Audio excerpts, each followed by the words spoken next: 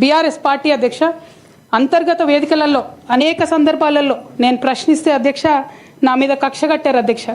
కేసీఆర్ గారు చుట్టూన్నటువంటి కొందరు వ్యక్తులు తప్పక చెప్తున్నాను అధ్యక్ష ఈ మాట. ఎందుకంటే భారతదేశ రాజ్యాంగం ప్రకారం రాజకీయ పార్టీలు ఏవైనా కూడా ప్రజలకు ఒక దిక్సూచిగా నిలవాలి అధ్యక్ష, ప్రజలకు ఒక దారిదీపంగా నిలవాలి. పార్టీలోనే అంతర్గత ప్రజాస్వామ్యం లేకపోతే రాష్ట్రంలో ఎట్లా ప్రజాస్వామ్యం ఉంటుందనే విషయాన్ని కూడా మనందరం గమనించాలి. కాబట్టి ఈ మాట చెప్తా ఉన్నాను అధ్యక్ష. మరి కక్షగట్టి నన్ను ప్రశ్నించినందుకు పార్టీ నుండి బయటకు పంపించారని చెప్పక తప్పదు అధ్యక్ష. అధ్యక్ష, మొదటి సంవత్సరం నుంచే రాష్ట్ర స్థాయి నిర్ణయాలలో ఎక్కడ కూడా నా పాత్ర లేకుండా కట్టుబడి చేసినారు అధ్యక్ష. ఇవాళ ఆనాడు బాధపడ్డా, ఇవాళ నేను సంతోషపడతా ఉన్నా అధ్యక్ష. ఎందుకంటే అధ్యక్ష, ధర్నా చౌక్ రద్దు చేయడం అనేటటువంటిది ప్రజాస్వామిక హక్కుల్ని కాలరాయడంలో మొదటి మెత్త అధ్యక్ష. ఆనాడు ఇంటర్నల్గా ఎంత ప్రొటెస్ట్ చేసినా కూడా రాష్ట్రం వచ్చింది, ఇప్పుడు ధర్నాలు ఎందుకు, దరఖాస్తులు లేవు, ధర్నాలు లేవు, అన్ని పనులు చేసి పెడతామని చెప్పుకుంటూ వెళ్ళడం జరిగింది అధ్యక్ష. అట్లానే రైతులకు జరిగినటువంటి అక్రమ అరెస్టులు అధ్యక్ష, ఇవాళ ఒక్కొక్క దగ్గర నుంచి రైతులు మాట్లాడుతూ ఉంటే బాధ తట్టుకోలేకపోతున్నాం అధ్యక్ష.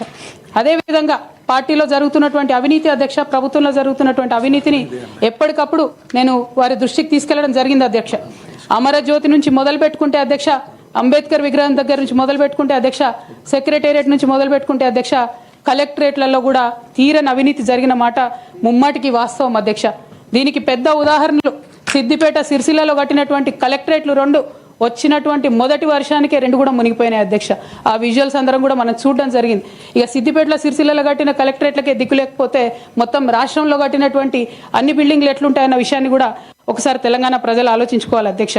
ఒక పక్క నిజం మాట్లాడే వాళ్ళను, సూటిగా మాట్లాడే వాళ్ళను, ఉన్నది ఉన్నట్టు చెప్పే వాళ్ళను రిస్ట్రిక్ట్ చేయడమే కాకుండా అధ్యక్ష, ఉద్యమకారుల విషయంలో తీరని నిర్లక్ష్యం గురైంది అధ్యక్ష.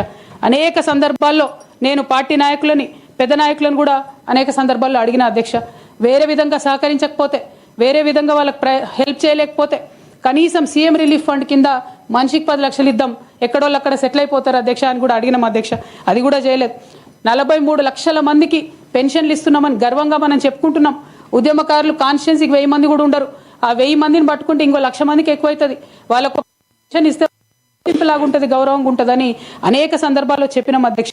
అది కూడా 69లో పనిచేసినటువంటి ఉద్యమకారులు వాళ్ళ స్ఫూర్తిని తీసుకొనే మనం ముందుకెళ్ళినామని మనం చెప్పుకున్నాం అధ్యక్ష. కానీ వారిని కూడా ఎన్నడూ కూడా గుర్తించలేకపోయినాం అధ్యక్ష. అదేవిధంగా విద్య విషయంలో అధ్యక్ష, మన మెయిన్ ట్యాగ్ లైన్ నీళ్లు, నిధులు, నియామకాలు అనేటటువంటి మన మెయిన్ ట్యాగ్ లైన్ ఏదైతే ఉంటుందో అధ్యక్ష, అన్నిటినీ కూడా గండుగొట్టుకుంటూ పోయినాం అధ్యక్ష. విద్య విషయంలో, నియామకాల విషయంలో, అన్ని విషయాల్లో అదే జరిగింది అధ్యక్ష. అదేవిధంగా కొందరు ప్రజాప్రతినిధులు చేస్తున్నటువంటి దురాగతాలని కూడా ఎప్పటికప్పుడు నేను అధిష్టానానికి చేరవేసిన అధ్యక్ష. దాని మీద ఎటువంటి చర్యలు లేవు అధ్యక్ష. దానికి ప్రత్యక్ష నిదర్శనం ఇసుక దందాల్లో చేసినటువంటి అక్రమాలతోని నేరేళ్ల లాంటి దురాగతాలు జరిగినాయి అధ్యక్ష. దళిత బిడ్డల మధ్యలో అనవసరంగా బలైపోయినారు అధ్యక్ష. కానీ దాని మీద కూడా ఎటువంటి చర్యలు తీసుకోకపోవడం, అది అప్పుడు బీఆర్ఎస్ ప్రభుత్వం తీసుకోకపోవడం, ఇప్పుడు కాంగ్రెస్ ప్రభుత్వం